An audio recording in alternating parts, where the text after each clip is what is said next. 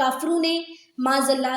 آپ صلی اللہ علیہ وسلم پر ظلم اور ستم کے پہاڑ توڑے، پتھر برسائے، رستے میں کانٹے بچھائے، جسم پر نجاستیں ڈالی، ڈرایا، دمکایا،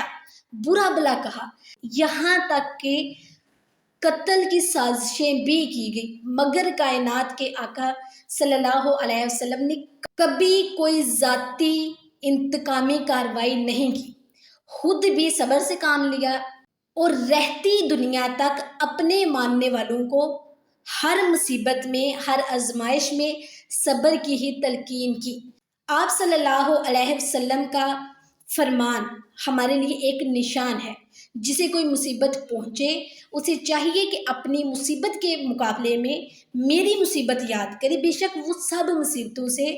بڑی ہے۔ یاد رکھیے،